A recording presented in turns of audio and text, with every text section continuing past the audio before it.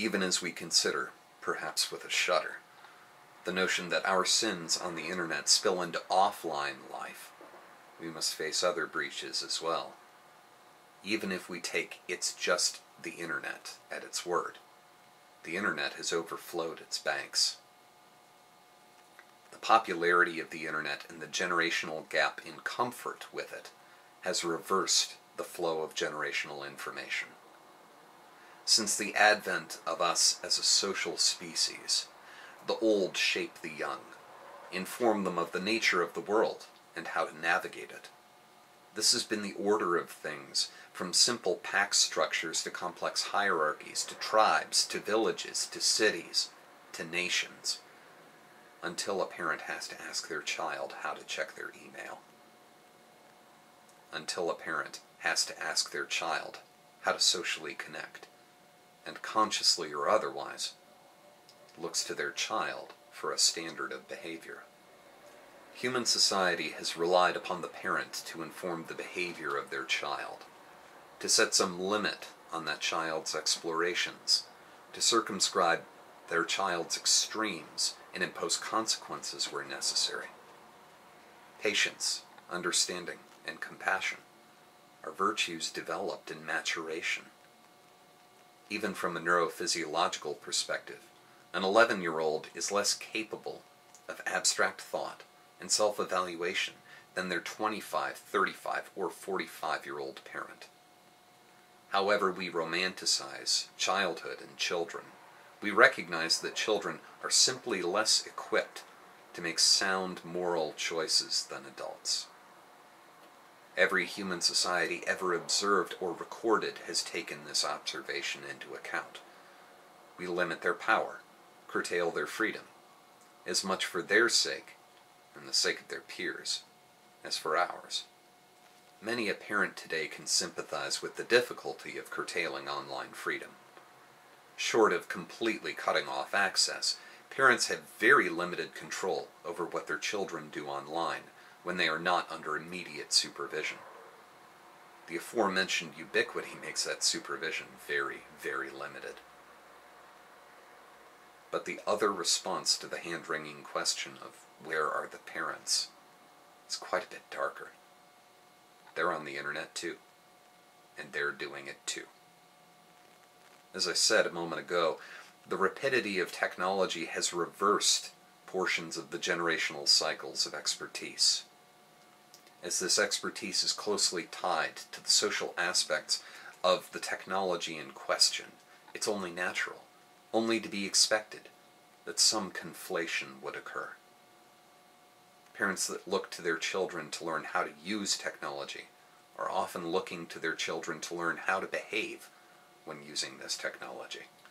The presumed anonymity of the internet has oft been mentioned as a causal factor for the behaviors that we see on it, as if to say that we are seeing how people would normally behave absent threat of consequence.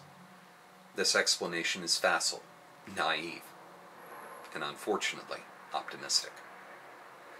If we are seeing the manifestation of something that has been in us all along, it is as it has been all along, and we have no reason to believe that it will get any better, or that it will get any worse. This innateness serves as an excuse, a reassurance, and a lazy gesture of nihilism.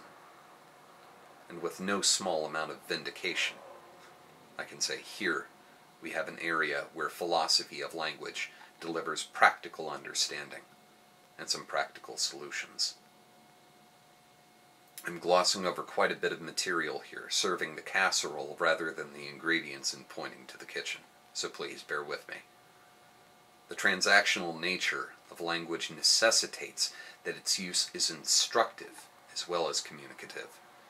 As we are communicating, we are also providing instructive modeling in our expectations of how language is to be used, how we wish to be spoken to, how we think one may acceptably speak. We indicate our expectations regarding how others will respond to what we say. One aspect of this, most pertinent to what we're talking about now, is our communication and instruction on our concept of normal. This is one of the most frequently reinforced of messages in our communication with each other.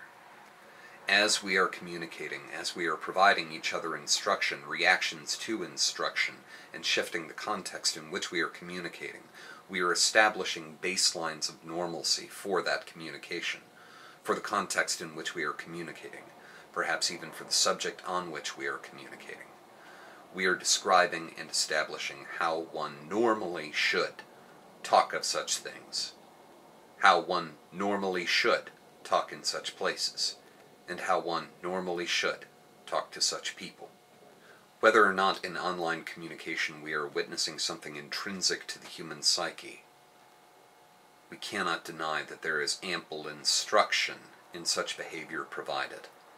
This instruction is escapable only by absenting oneself from participation in the medium, or being extremely selective in those ranges of community in which one does and does not interact. Consider the position of the person unfamiliar with the internet, just getting their feet wet, just getting online for the first few times, perhaps with a child by their side, walking them through the menus, the interfaces, the means of interacting with this machine so that this machine itself becomes a means for interacting with other people.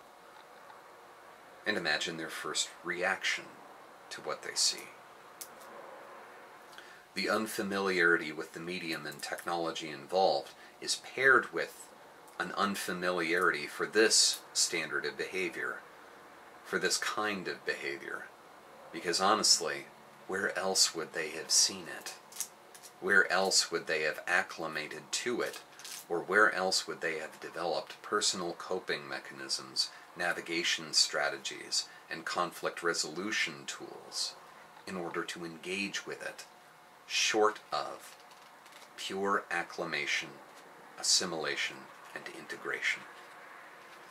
Add to this already potent reinforcement mechanism the aforementioned reversal of generational flows of expertise. The child sitting next to them is the expert, not them. And as they are expert in the technology, and it requires a fairly advanced degree of personal extrapolation, imagination, and abstraction to separate what one sees on the technology, through the technology, via the technology, from the technology itself. As such, it's only natural to infer that as their child is an expert in the technology, so too must they be an expert in how one should use the technology, the behaviors seen through the technology, the social context built around the technology. Part of what we see on the internet is the result of a massive and monstrous feedback loop, the direct result of teenagers raising their parents. The socially sanctioned cruelties of internet behavior are all but inseparable from the mean values of contemporary youth culture. A saturation point has been reached, exceeded, and no clear division or distinction can be drawn. Adults just now, or but recently, acclimating to the existence of an online community, of online cultures, of, in essence, an online sociology, have a contrasting experience into which they can put this new information. They have a context. They have an experience of something else. Many contemporary teens do not. There is no experience of an exclusively offline existence with which to contrast the barbarism that they see online. This is how people behave. This is just how people behave. Adding these ambiguities and highly charged ambiguities to the already volatile mix of a biology in flux, a psychology in flux, an identity in flux, in an environment of tremendous pressure, it's bound to have consequences. Terrible consequences. However, the mechanism of social instruction through interaction works both ways. And the potency of dissemination of message via this medium, particularly this medium, video and audio enabled web experiences, has the possibility of positively influencing as well. We can create contrasting experiences. We can create and deliver contrasting messages. We can create a context into which this savagery can be interpreted rather than viewed as innate or intrinsic. We can do this through care in speech. We can do this with a very, very simple shift in our paradigms, the ways in which we approach how we interact via this medium. We can have a profound influence by taking this seriously.